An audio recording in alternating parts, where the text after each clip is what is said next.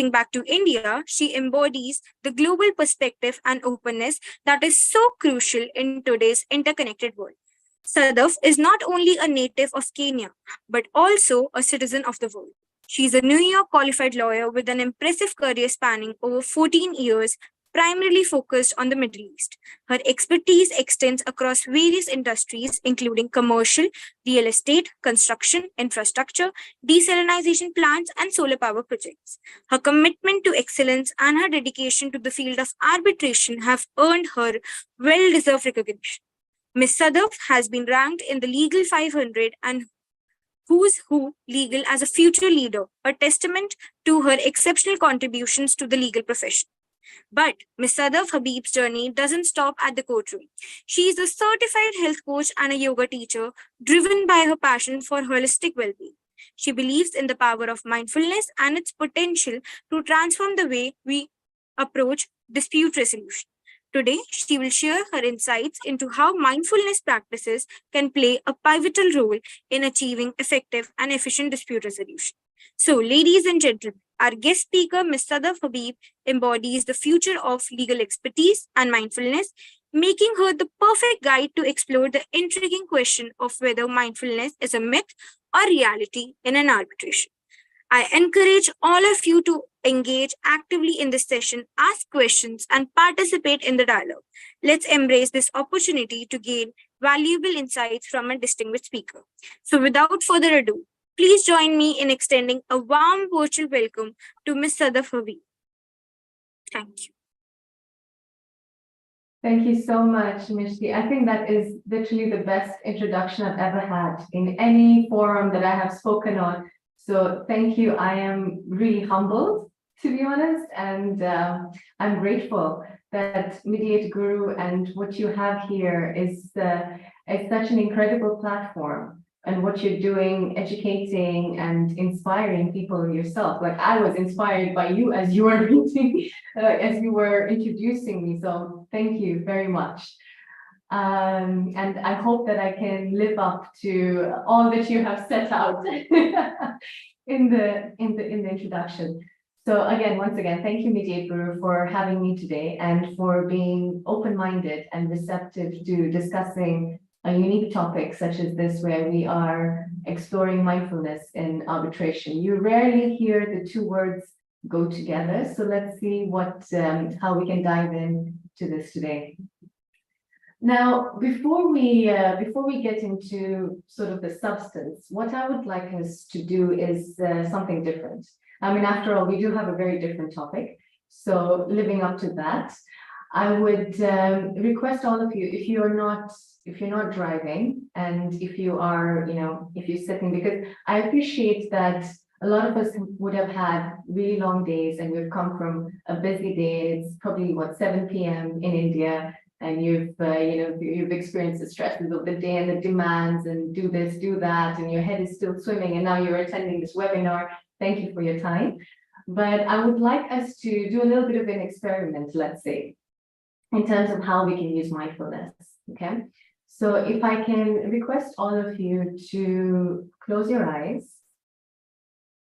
and I can't see whether you're closing your eyes or not, and please do not close your eyes if you're driving. We do not want any accidents. So if you can please close your eyes and place your hand over your stomach, over your belly, and just inhale and exhale, and just come to this moment. Just connect for a moment. Feel your hand on your belly, and inhale your belly out. Exhale your belly in. And we'll do this 4 more times. Inhale your belly out. Exhale your belly in. Inhale. Feel your hand as your stomach expands. Exhale as it contracts. Inhale, feel the breath going in. Exhale, feel the breath going out. Last one. Inhale your belly out. Exhale your belly in. And let's come back to our normal breathing. Still a moment with our eyes closed and just feel the difference.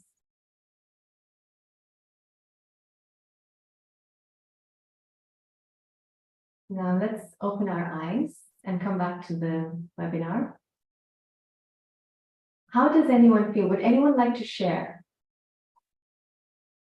Just a word or two, or just that we can see if you felt any different from a minute ago and now.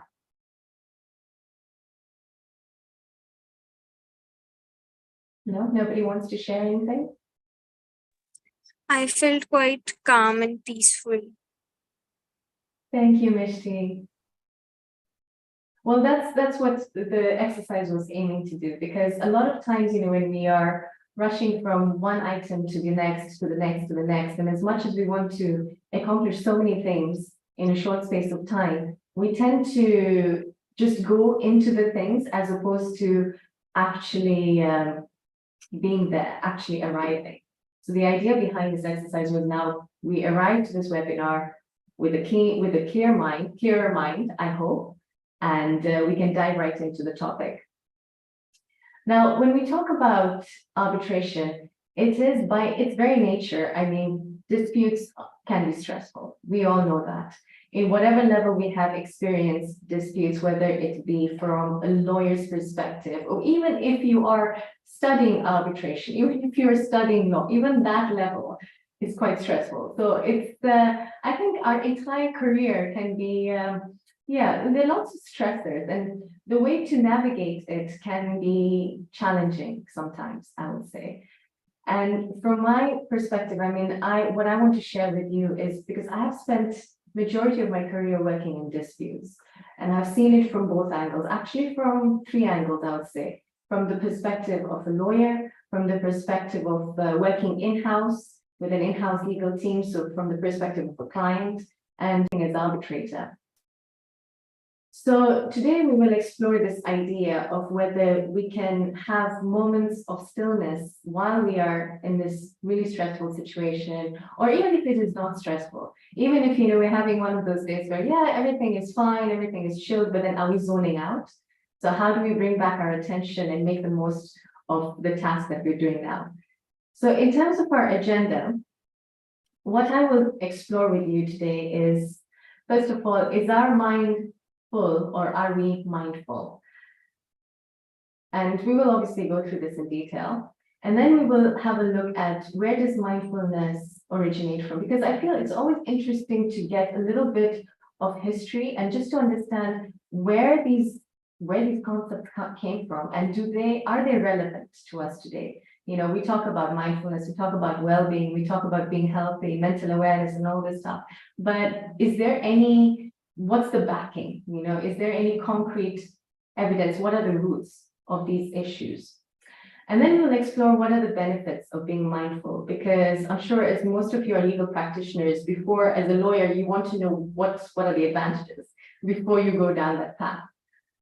And then we will see how we can apply mindfulness in arbitration. And finally, we will touch a little bit, and I would also like to hear from you in terms of, what do you think the future holds?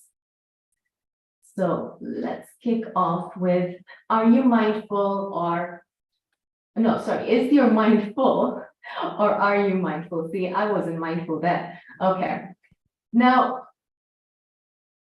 there was a really interesting story that a teacher of mine once told me, and it was about this very intelligent and very hardworking, very intelligent professional.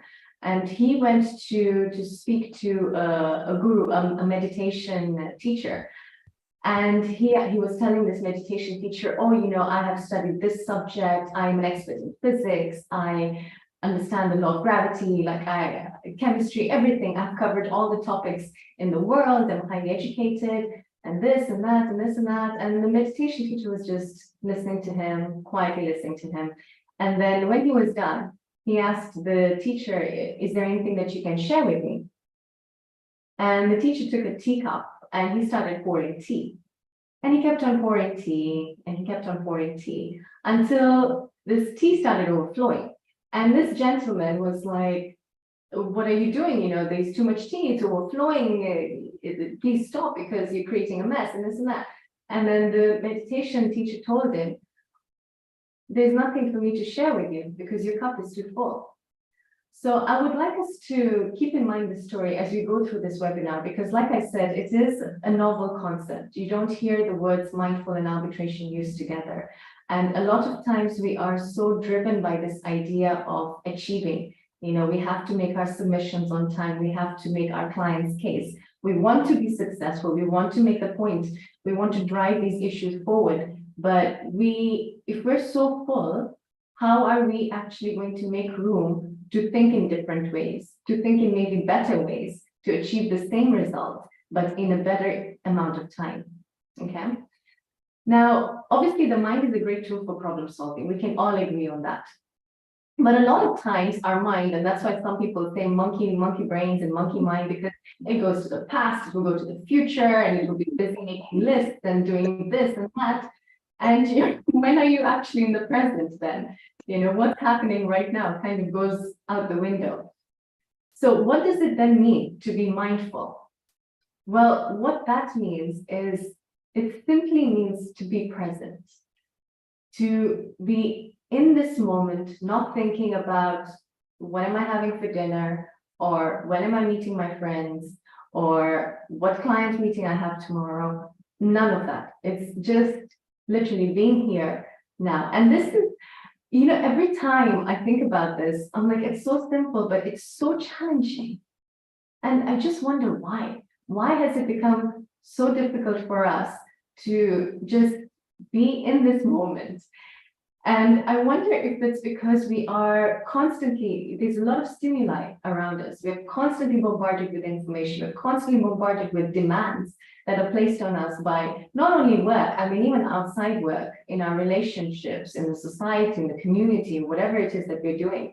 So there are all these pressures. And I think that has sort of, you know, suppressed our real nature, which is just stillness. And that's what we need to reconnect with.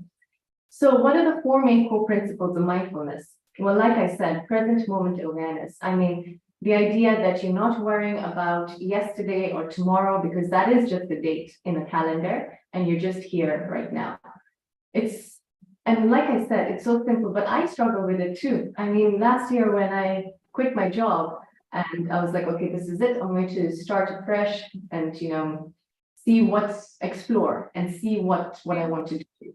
But then I started worrying about, okay, where's my career headed? You know, what am I going to do next? And then I started doing a post-mortem of my past and, you know, dissecting everything, every decision I had made. Yes, that is okay to do to a certain extent, but at the cost of what? At the cost of now. And now I'm okay. So it's that sort of, you know, you're almost in a pendulum and you're going back and forth without actually stopping and settling in and centering in.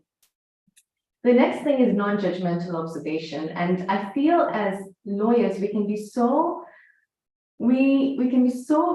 not only self-critical, but we can also be very judgmental of other people as well. And I feel a lot is lost in that. You know, first of all, when you're self-critical, you're not really realizing your full potential because you're so fixed on one mistake that you made, say one error that you made in a submission or one figure that you forgot in a cost submission, and you're like, oh my God, how could I do this? I'm this and that. In your mind, there's this whole, you know, cycle that's going on. But in reality, it's okay. You're not, nobody here is demanding that you be perfect, but we make that demand on ourselves. And that brings me to the next point, which is acceptance. And the idea of acceptance is literally just to be comfortable with what you have right now. Yes, we all have our goals and our aspirations and our objectives, which is all wonderful to work towards. But we should not be so focused on, yes, I am going to be happy when I achieve that promotion. I'm going to be happy when I am, I don't know, a partner in a law firm, or when I have graduated in, like, you know, first class honors or whatever your goal may be.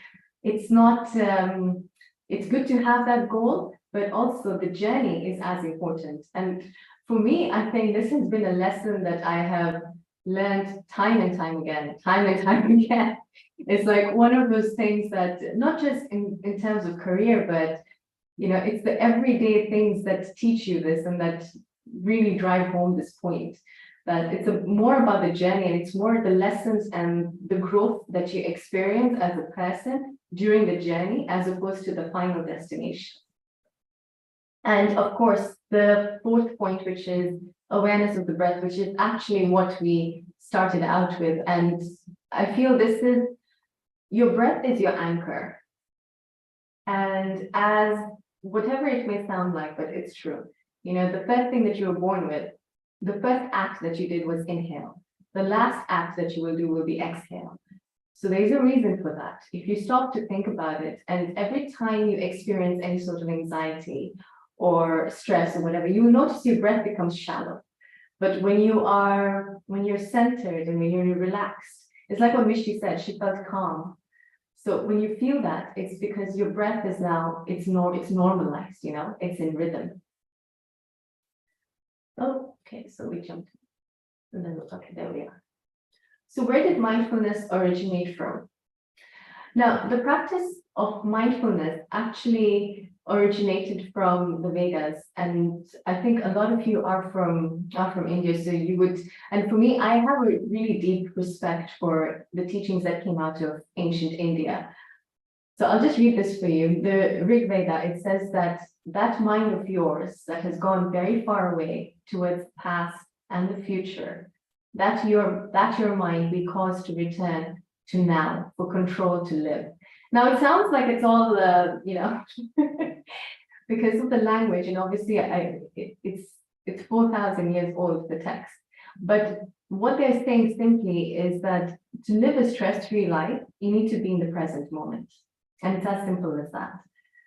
Now, this is not some sort of ancient far-fetched philosophy, because if you look at how mindfulness has evolved and the way it's been integrated now into just everyday business and psychology. I mean, you have things like mindfulness-based cognitive therapy, which they're using to treat various mental health issues as well.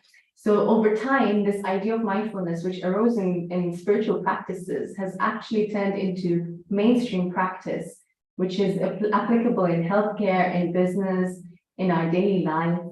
So why not apply these techniques in arbitration? I mean, if we're telling our leaders, if we are coaching CEOs of businesses, and ultimately we're coaching our clients, basically, to apply these so that they become better leaders, so that they take their businesses to greater heights. So why can we not apply the same concepts to arbitration and make arbitration a more efficient and effective process? So let's look at some of the benefits of being mindful. By the way, before I go into this, are there any questions at this point, or any comments or any observations that anyone has?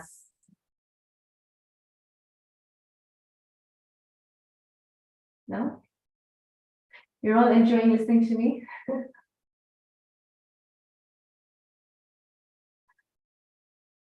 All right, Mishti, any questions? No.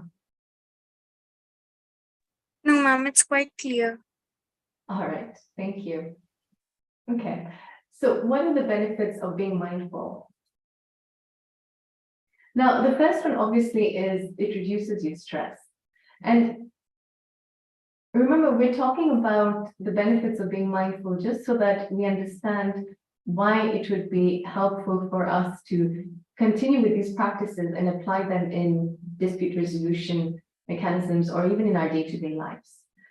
So when we talk about stress reduction, if you are in the present moment, if you are entirely focused, if you have a one-pointed focus on the task at present, you will give your 100%. So you're not distracted, by an email that pops up, or by a call, or by a text message, or, anything of that sort. That means that whatever submission or whatever you are working on will be at a level where you have already given your best.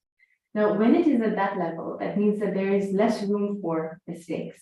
When there's less room for mistakes, obviously your stress is less, because your partner or even yourself, when you're looking through your work again, you're not going to have that thing of, oh crap, I missed out on this point. Oh, I should have mentioned this. Oh, I did not refer to this case law. Oh, I missed out to refer to, this fact, like completion of the project occurred on XYZ date, and I did not put that in. So the room for error reduces by far. And that obviously reduces your stress. And what I've realized, it actually it promotes relaxation, because you're not, as human beings, we're not, if you think about our ancestors, and I have to go back because at that time, their stress was the fear of being eaten by a lion. We as professionals, we live in that fight or flight mode daily. I don't think that's healthy.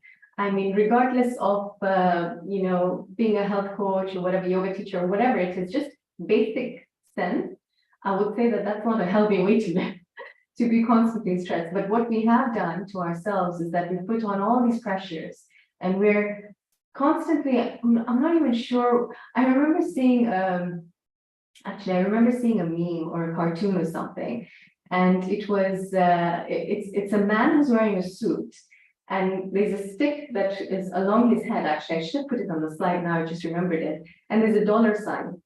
And then there's a hole in front of him, which is basically his grave. And it's almost like, you're chasing the dollar to the grave. But why? Obviously, I'm not saying that it's a bad thing to make money. I'm saying the how to make money needs to change. The how to progress in your career as a lawyer, as a disputes lawyer, as a mediator, as an arbitrator. It's the mechanism, it's the path that we need to change. And it's the path that we need to revisit. So what's the next benefit? It is interlinked, obviously, your mental health gets improved. Because a lot of times, and in fact, I'll tell you a story about an excellent barrister. She was remarkable. She was a remarkable QC working in chambers in London. And she was in the middle of a hearing, which is a very intense hearing, construction arbitration. And she went home one evening. She was very stressed about the way the hearing was progressing, even though she was, I saw her in action. She was incredible. Her cross-examination skills, her advocacy, it was flawless. But yet she went home one evening, she was working on this case, and she was very worried about it. She was very, very worried about how it was going. And she was in the kitchen, she was preparing her dinner, and suddenly she had a stroke and she fell down. They took her to hospital, but within the span of, I think it was a few hours, like within 5-6 hours, she passed away. So what I'm saying is that we do these high stressful jobs. And again, I come back to the same point. It's not, we can do it in a better way. If we anchor to our breath, if we remember that, yes, we are doing the best that we can, and we give ourselves credit for doing the best that we can.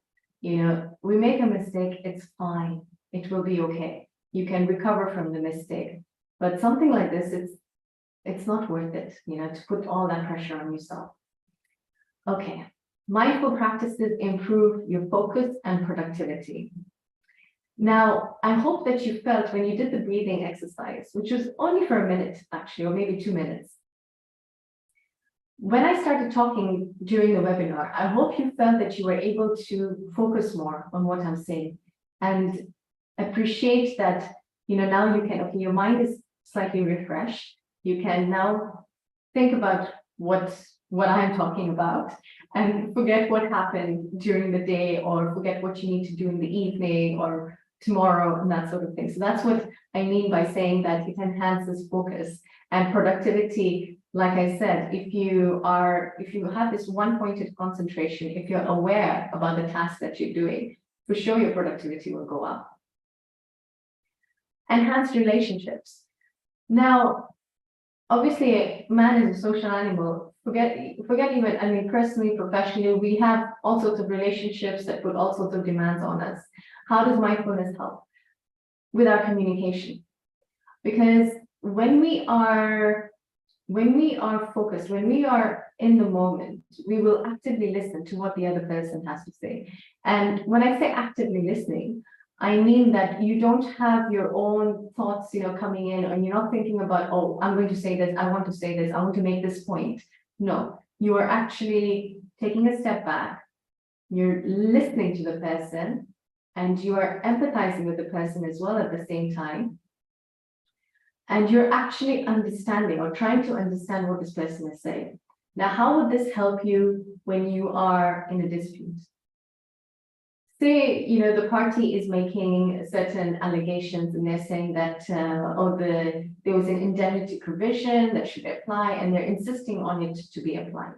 Now, if you are really focused on making your own point without listening to what that lawyer is telling you, you might make your point, it might be a good point, but a better comeback might have been if you would have closely followed what he was saying and then thought about and then replied. Now, because I'm explaining it like this, it seems like, okay, you're going to take some time and you will reply. But when you get into the flow of breathing, of pausing, that's another key thing, of just pausing, not thinking, okay, this is what I'm going to say, this is my comeback, this is that. No, first listen to what the other person is saying, and then come back to them. So that way, even as humans, we get this sense when somebody's listening to us or when somebody is not. So even if he's your opponent, and if he sees that, okay, this person is actually taking on board my points, they will be more receptive in a way. And I think active listening is especially important when you have settlement discussions, or when you have negotiations, or when you are in mediation, in arbitration. As an arbitrator, I will discuss this in more detail when we go to, how we can apply this in arbitration. But as an arbitrator, I've realized that one of the key soft skills to have is communication. You need to be able to properly communicate not only with the parties in the dispute, but also if you are chairing a panel, you need to be able to communicate with your co-arbitrators in a way that will facilitate, arriving at the ultimate decision in the arbitration, as opposed to having this clash of egos and conflict. And it's just unnecessary, because ultimately the parties want an efficient and an effective process.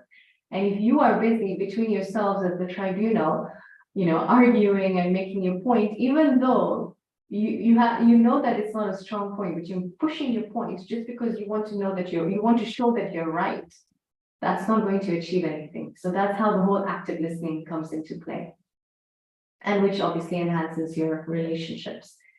Now, physical health, that's a natural, that's almost a no-brainer, because we all know that when you're stressed, it's not good for your body. It just isn't. And we have seen now, to reduce stress, you do your breathing. If you have a meditation practice, I strongly encourage incorporating something like that. I know we don't talk about meditation in an arbitration webinar, but for me, what I have realized, and I'm speaking from personal experience, is that with a regular meditation practice, you are able to prioritize better. When you come out of the meditation, you have more clarity. You are able to see what is in not only your best interest, but obviously in your client's best interest, how to deal with certain situations in a more, relaxed way. But when I say relaxed, I don't mean that you take on a defeatist attitude. No, you still make your point. For sure, you make your point, and you can be assertive, but you will not take it personally, and you will know that in that moment you're taking the right decision, you're making the right step. Okay. So now, how can we apply mindfulness in an arbitration? I have covered quite a few of these points in the previous slides, but so I'll look at it from two different perspectives. From a lawyer's perspective, when you first receive your request, you're instructed by your client, okay?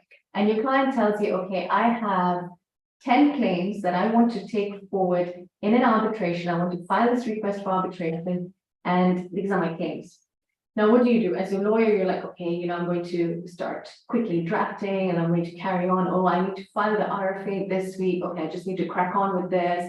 And if you don't stop to evaluate and to consider, okay, the client has 10 claims, but to strategize and it's part of the whole, evaluating the strengths and weaknesses of the client's case and strategizing. Just take a pause. And if you're feeling overwhelmed at that moment, it's not weak to take a few minutes by yourself, just breathe like we did breathing at the start of this webinar and come back to the situation, because I know I've experienced very demanding clients as well in my time. And now with the benefit of these practices, I'm like, I could have dealt with this better. I could have handled this better, not only for purposes of the matter, but also for my own well-being, Anyway, so yes. So what was I saying? Yes. So if you take a few moments and then if you come back to the request for arbitration, you have these 10 claims, you might realize, wait a second, maybe 6 of these claims are strong and 4 of them the client needs to work on in order to make them strong.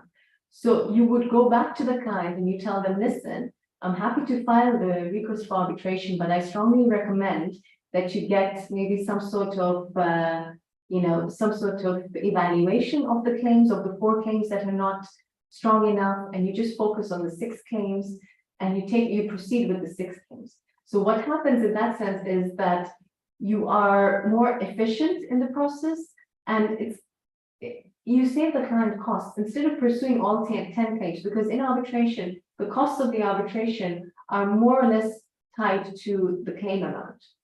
So if you are going ahead, and obviously you have to weigh the costs and benefits of doing this, but the idea is that if you take those moments and if you take a step back and then go into it, you're able to do better for your client. Another thing is that, when there's an urgent application that needs to be made and everything goes into a frantic sort of situation, you're like, okay, you have to get this done. Take a breath, pause, take a breath, look at it, and then go ahead with it. Now, as an arbitrator, I would say you need to be mindful, and I know we're using this word mindful quite a bit, but you really need to be alert from the time that you are nominated as an arbitrator, from the time that you clear your conflicts. And I know that, unfortunately, there are certain arbitrators who would, clear conflicts, not because they are being careless or because they're not paying attention, but because they feel that they want to get as many appointments as they want. But then the issue with that is, and it's a serious issue, once it goes ahead, and if a party raises a concern over the appointment and it's a legitimate concern over conflict, then you have to withdraw, and that just wastes time in the process. I mean, I know of a case where an arbitrator sat as an expert on 2 cases that involved the same parties, and then he accepted an appointment as an arbitrator that involved the same parties. That's a clear conflict of interest. Now, as an arbitrator, I feel like you have a lot of opportunity to make the arbitration process efficient and effective for the parties, especially if you're paying attention. If you're paying attention to the process. I mean, I know some arbitrators now. I've heard some horror stories. There was this one particular person who doesn't read the case file. So he goes ahead with his evaluation based on what his understanding of the case is, but he won't go into detail of the evidence. Now, that raises a lot of alarm bells, but anyway. So I would say as an arbitrator, and especially because if you have, for example, you have the authority and you have the discretion to see, does this process benefit from maybe part of the claims being decided on now and then part of the claims being decided on later, and the lawyers and the arbitrators can work on this together. Now, I did come across something really interesting that I wanted to share with you, and I found this the Samadhan Mediation Center, which is the Delhi High Court Mediation and Conciliation Center. And I found out that they have a meditation room. And this room is for mediators to meditate before or after their mediation session. I do hope that arbitrations follow a similar practice, because when you go into when you have a hearing, an arbitration hearing, and you have breakout rooms, it would be interesting to see if you can, sort of have this space where an arbitrator can just takes like 5 minutes or 10 minutes, sit down quietly, and then come into the hearing with more clarity, with a more clear and equanimous state of mind, as opposed to having, because during a hearing, there is so much going on. You have especially if you have witnesses, you have the factual witnesses, the expert witnesses, and you are inundated with all these submissions. So it would be really interesting, and I hope that one day we see this, that you're able to carve out this time to meditate and then come back into it. Now, my next point is on diversity and cultural sensitivity. And the reason why I put this here is because I've realized that obviously if you're talking about international arbitration, it's international, which means that you have people from different cultures, different backgrounds, interacting with the process, utilizing the process. And obviously when you have people from different cultures and different backgrounds, the way of operations is different. What a certain culture would perceive as acceptable might not be acceptable in another culture. And not even that, I mean, certain remarks, they should no longer be.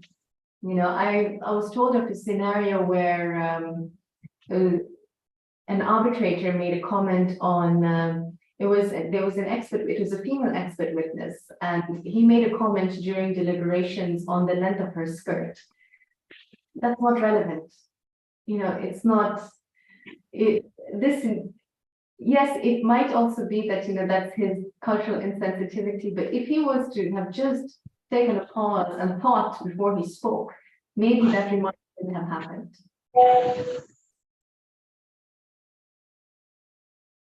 Right, I'm also conscious of time because it's 6:10 and I think we want the last 15 minutes for questions. So I'm going to move on to what does the future hold?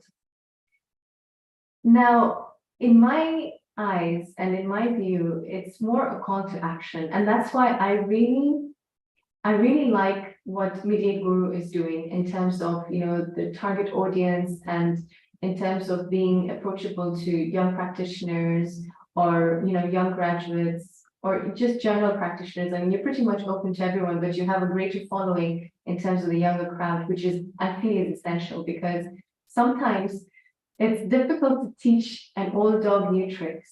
But if you have the young practitioners coming in with these ideas and who are aware that, okay, and who are ready to test this out, who are open to testing this out.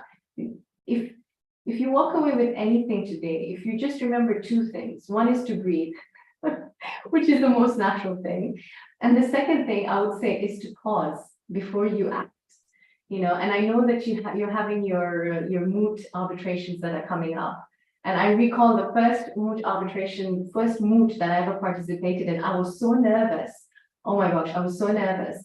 And I made it through and I qualified to go to the second round, and I was so surprised. I think I was very surprised. But anyway, if at that time, if somebody would have told me that, first of all, to breathe before and during my delivery of my submissions, I would have really appreciated that. And the second thing I would have liked to hear is that it's not the end of the world.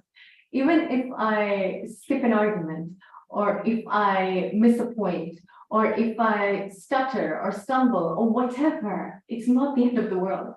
It's not going to mean that I'm not going to be a successful lawyer or a successful arbitrator, whatever it is. It should have been really encouraging. So which is why I'm telling you this now. Anyway, coming back to what the future holds. Well, I see a time when we have, brilliant professionals like yourselves, and we have an arbitration or a mediation for that matter, because at the start of the arbitration, we have a certain time for what we call housekeeping issues, yeah? And during this housekeeping, what I would like to see is for people to, like, for maybe the tribunal panel, and this might be very far-fetched, but for the tribunal panel to ask everyone to do a very simple, breathing exercise, just the way we did, and then carry on with the hearing. Or witnesses, when witnesses are being cross-examined, I cannot imagine the stress that they undergo, because it's so stressful to be cross-examined, especially if you're an expert witness or a factual witness. It's crazy.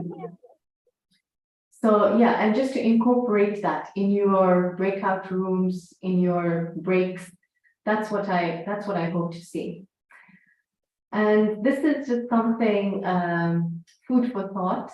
It's something that I wrote, and it's basically to encourage you to remember this, that the beauty of pause lies in the breath. The beauty of the breath lies in the present. Unwrap and flavor the gift, and experience infinity in every moment, not just in your professional life, but in your personal life as well. So with that, I'm happy to take on any questions, hear your comments, any thoughts. Please feel free. Yeah, there are 3 questions in the chat box. Okay. So first question is it fair to infer that being mindful is being peaceful and thoughtful? Yes, because being peaceful and thoughtful is the natural outcome of being mindful. Because when you're mindful, you detach from the situation. Once you detach from whatever problem it is, or whatever issue it is, or whatever is happening, automatically there's this peace that comes in, and you are more thoughtful in your response as well. This is especially when you're having an argument, or when you are in heated discussions. Yeah.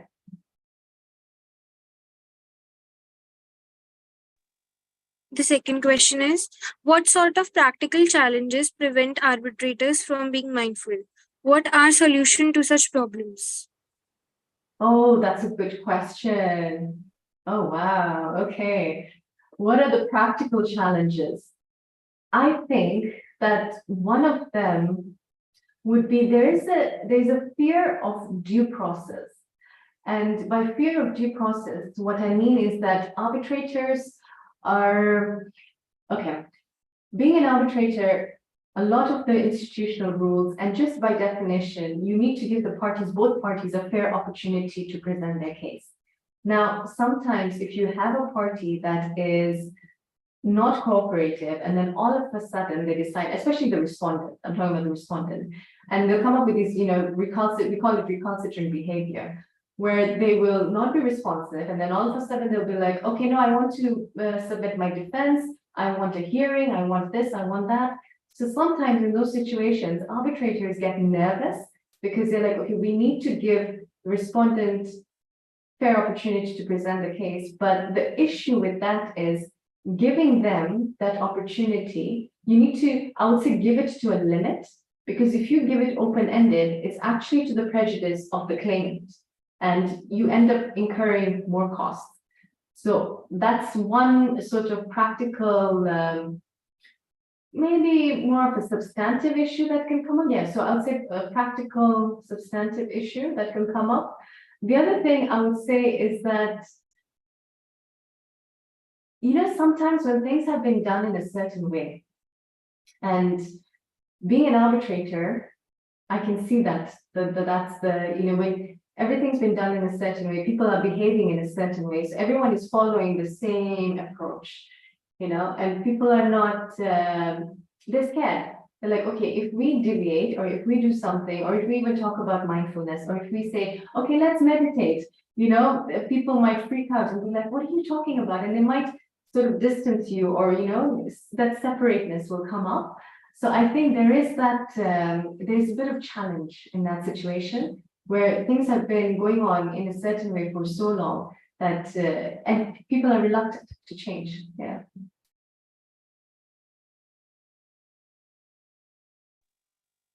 The third question is does adversarial nature of arbitration make it difficult for lawyers and arbitrators to be mindful and objective? That's also a very good question, actually. I would say I would say yes. In a way, yes. It does make it more difficult because when you are a contracts lawyer, say for example, and you are drafting a contract, you're not in that, sort of fighting or thinking of arguments or that sort of scenario. You're more in a collaborative mindset. You're more like, okay, I need to achieve this transaction. I need to see that this transaction, this deal goes through for my client. Whereas in a dispute, in arbitration, or in negotiations, you're more that, okay, no, I need to prove that I'm right. I need to prove my client's case. I need to make sure that my client is successful. So the mindset changes. So that is actually a challenge. But being aware that you are in that mindset is part of being mindful. If you're fighting just using your ego and just using your willpower without having the benefit of pausing or being receptive, you're fighting almost with one weapon when you could have two. So if you were you're fighting with your willpower and everything, yes, you believe in your client's case, you have the legal arguments, you have the facts, well done. But at the same time, if you have the benefit of stepping back, if you have the benefit of looking at the bigger picture, if you have the benefit of having this, this sense of calm in your mind, that with that calmness, you can use that as a strength. It's like what I said before, being calm does not mean that you're weak. In fact, it means that you're stronger, because regardless of where or which way the case goes or whatever happens, your calmness will not be affected.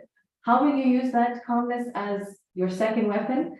Well, if the other party is getting agitated, you will see right through it and you will not react. And if you don't, you will react in a different way, in a more well thought out way, rather than just retaliate. You will gauge the situation. You will try to understand, okay, what exactly are they driving at? And a lot of times when a party is really pushing for something, it means that there's a weakness in their case. So you will be able to pick up on that quicker.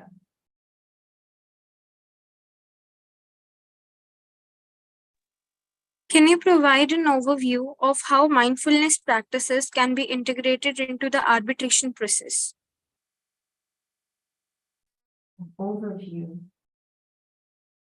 Well, I did give you two perspectives, from a lawyer's perspective and from an arbitrator's perspective. I would say another point to think about would be the role of arbitration institutions. And perhaps institutions could, again, I'm thinking really outside the box, but maybe they could, have meditation corners or have workshops to encourage, arbitrators and lawyers to have more of a receptive mindset, more of a, take back, perceive, gauge the situation, and then come back to the case. Yeah. To give you an overview, I mean, I would say it's like what I said. When you receive your request for arbitration, not when you receive your request, sorry, when you have your client, your instructions come in and they have all these claims, assess the claims, evaluate the strengths, the weaknesses, and be objective in that sense. Go back to the client and tell them, look, you need to work on these claims, or even during the arbitration process, where you see that it would best be in the client's interest if certain claims and the strong claims are decided on first. Ask the arbitrator. Try and come up with a process, agree a process with the arbitrator and with the other party to have certain claims decided first. And that would in fact even help in settlement discussions, because where you have a party is successful in some claims, then they can go back to the other party and say that, okay, look, pay us this money because we've actually gone through with these claims. Yeah. Are there any real-world examples or case studies where mindfulness has been successfully applied in arbitration?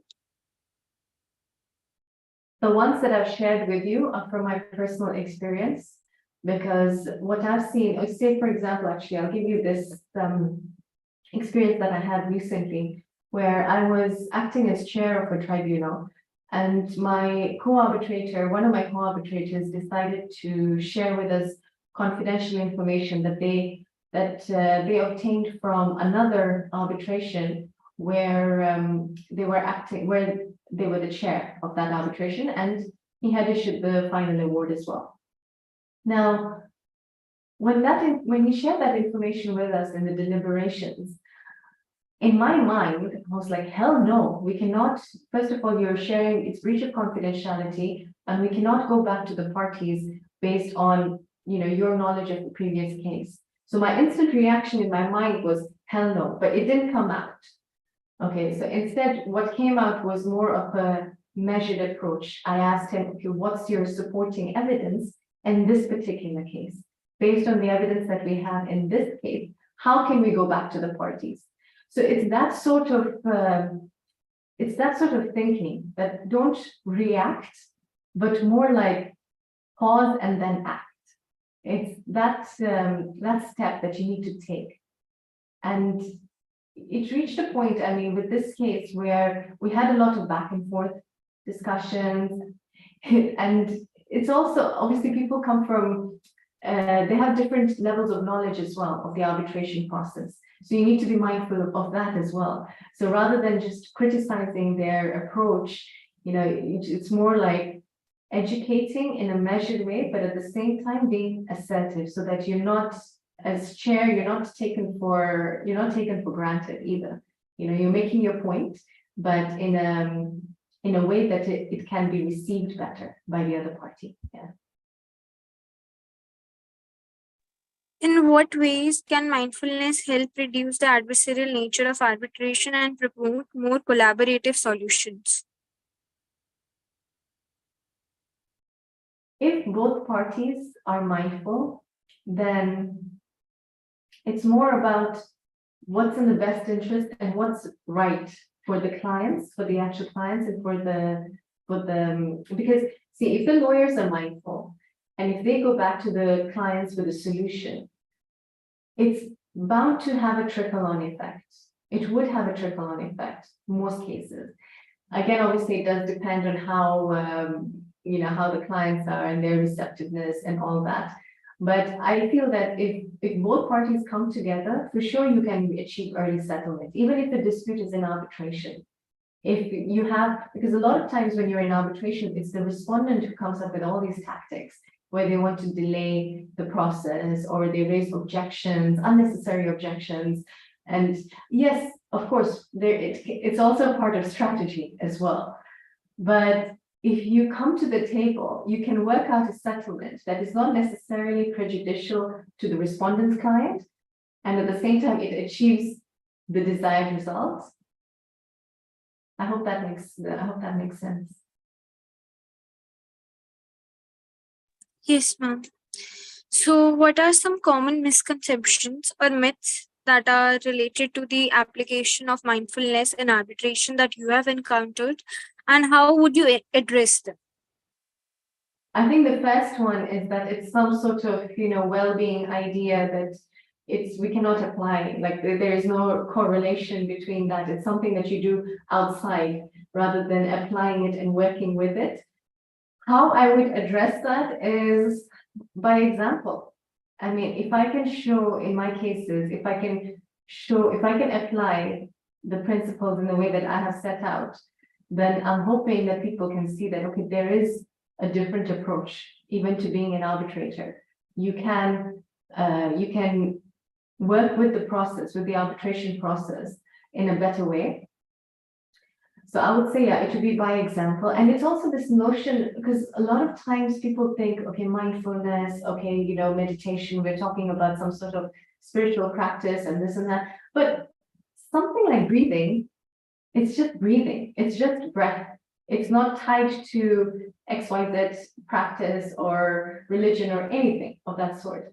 It's more like you can see for yourself as an experiment. When you are stressed, your breathing will be shallow, your mind will be clouded.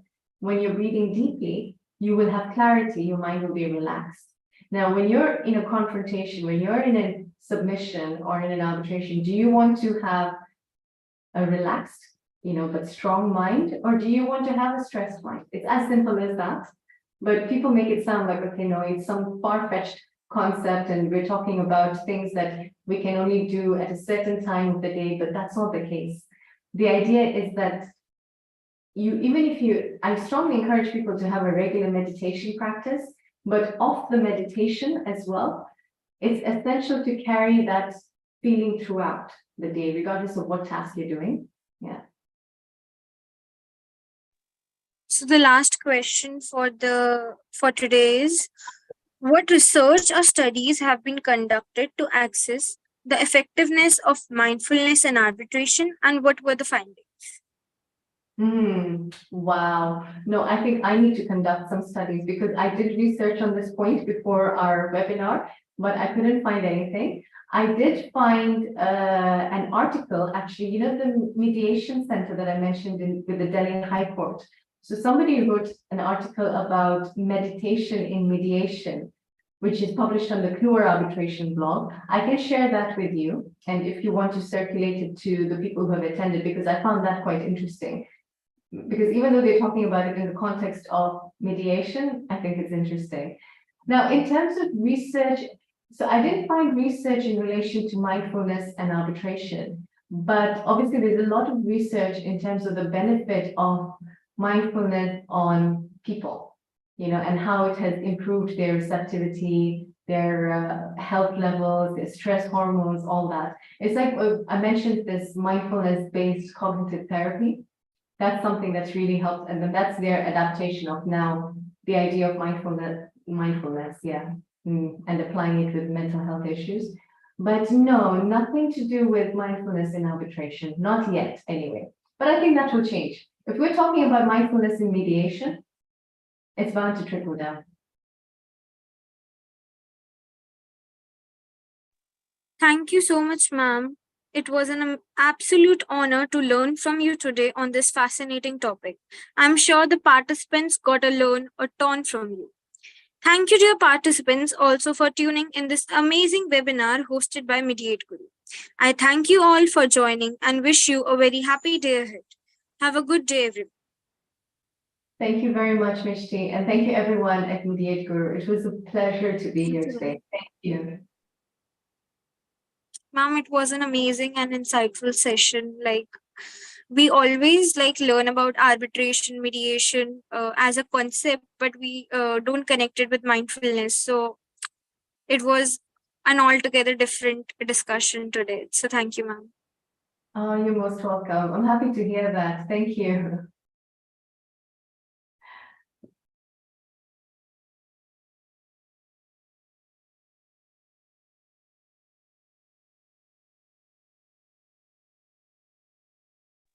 Ma'am, we do have the feedback of the session in the chat box.